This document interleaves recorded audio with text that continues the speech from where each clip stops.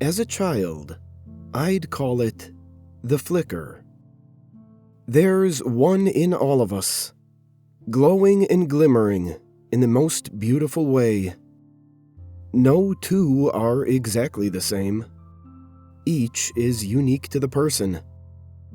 They move like fire and shine like stars. I can recognize someone before they even enter the room, as I see their energy dancing through the walls. The only person I ever spoke to about this was my grandpa. I'd see him every day after school, since my mother would still be at work. We'd talk for hours about everything, but I'd often bring the conversation back to the flickers. It never confused him. We just spoke about it like it was normal. He would smile and listen to my stories, and I'd smile whilst telling them. I loved the way he would ask me questions and show a genuine interest. I always looked forward to finishing school so I could see him. Something my grandpa was known for was giving advice you didn't ask for. You always needed it, though, even if you didn't realize it. There's one particular piece of advice that has always stuck with me. Stay clear of graveyards. A soul of the dead was left here for a reason. He always believed that the flickers were souls, although I never thought the same until recently. I reminded him that I had only seen the flicker inside of living people, but he already knew. He told me that I should be prepared for if things ever change. I loved him so much. He always thought about how things change, and always had a plan for if they did. I miss him. I was there when he passed away last month.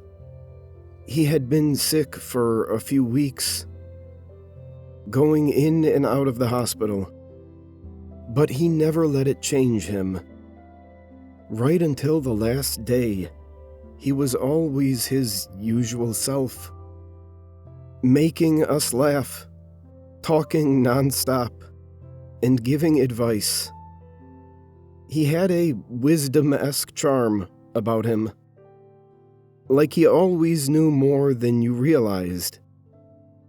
His gift was being able to prepare anyone for anything. The one thing he could prepare nobody for was his death. We all knew it would happen eventually, and we were all by his side when it did. He didn't say much in his final few hours, but right before he closed his eyes for the final time, he looked at me with confidence. It was as if he wanted to pass his confidence on to me before going.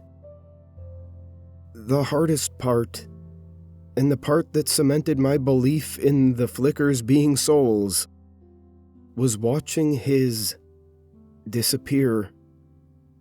It didn't happen fast.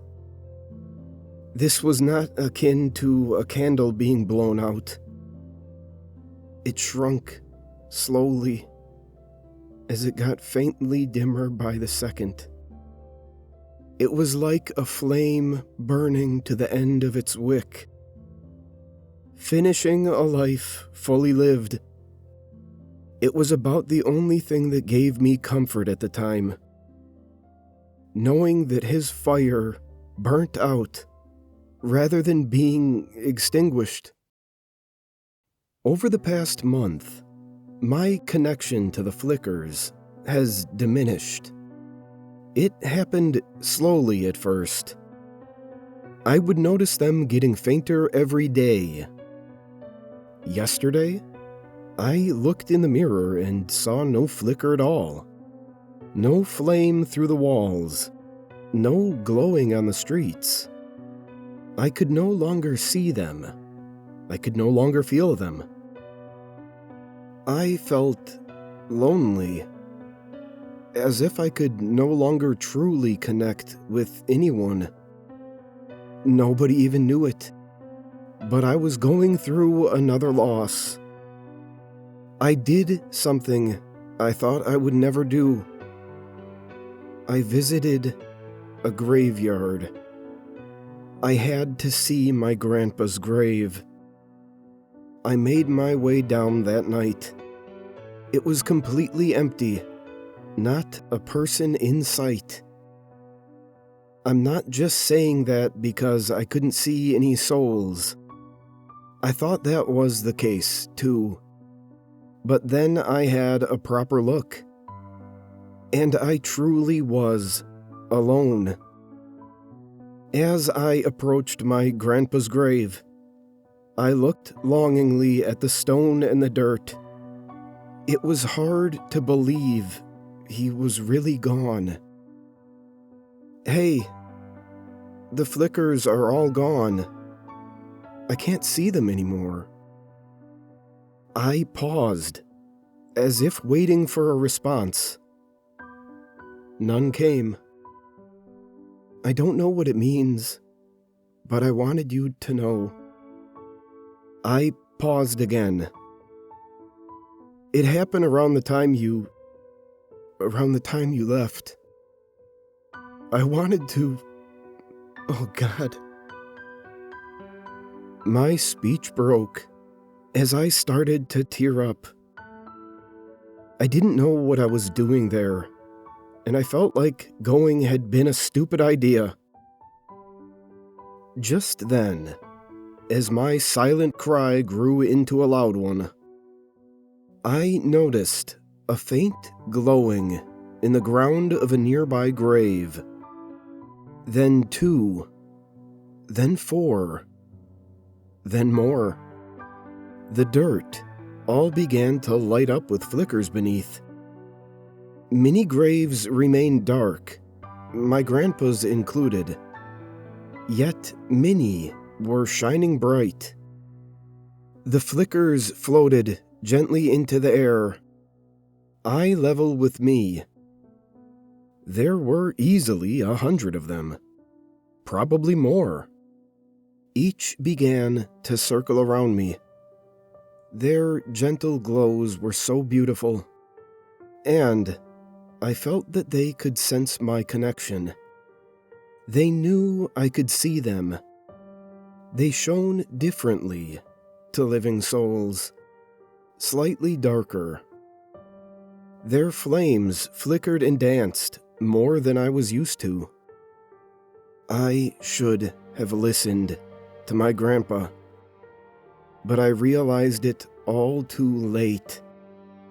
My eyes were too busy watching their movements to realize that a flicker had moved into my head from behind.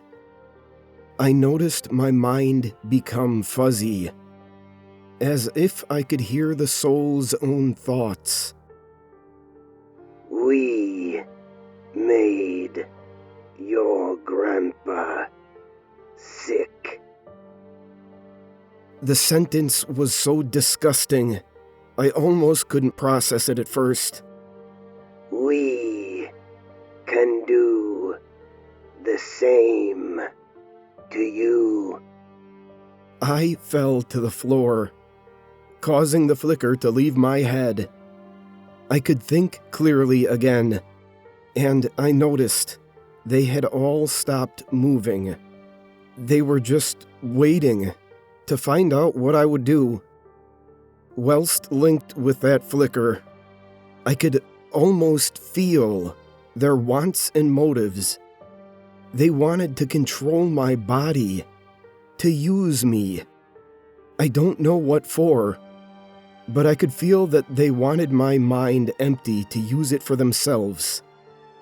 I was just a vessel for them to get control of. Is this why they killed my grandpa? To have access to a vacant body? I ran away, leaving the graveyard behind. They didn't seem to follow me. I can only assume that they have to stay close to their physical body. I passed a few people as I ran through the streets, each still without a flicker. I could not see living flickers anymore, only those of the dead. I'm so used to identifying people by their souls that I almost bumped into people several times. I couldn't go home after that.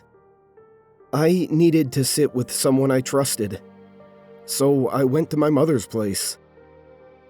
My plan was to gently open up to her about my ability and tell her everything. Once I got there, I knocked on the door, but in all the panic, it took me a moment to notice that I could see a flicker through the wall. It came closer as I heard the lock turn and watched the door open. My mother was standing there, the glow coming from within her. She spoke. Didn't we tell you what we can do to you? We stared at each other expectantly. They were waiting for my reaction, but I didn't have one. I was frozen, locked up with fear, unable to react. Your mother was kind enough to drop by her dad's grave earlier. Isn't that nice? I let my anger show through my fear. Get out, now! As my passion for protecting my mother rose, I noticed a second glow inside of her. Looking down, my own flicker had also returned. I could see them through all the houses on the street. These were living flickers. They shone like stars. I stared at my mother's. It was as bright as always, yet ever so small. The flicker of the dead was seemingly extinguishing what was left of my mother. I felt a burning deep inside of me. Noticing my own flame, larger than ever, I watched as it slowly left my body and grew closer to my mother's soul. They danced and intertwined, sharing their strength, igniting each other. Her fire grew stronger until it had fully engulfed the dead flicker possessing her. She collapsed to the floor. As my own soul returned to me, I could see clearly that the soul inside of her was once again her own. Her own flicker, shining bright, told me that she was alive. I got her into bed and sat downstairs. I questioned to myself whether my ability is a gift or a curse. All I knew is that I wanted to ask my grandpa. He would know what to do. Just then, my phone rang. Grandpa?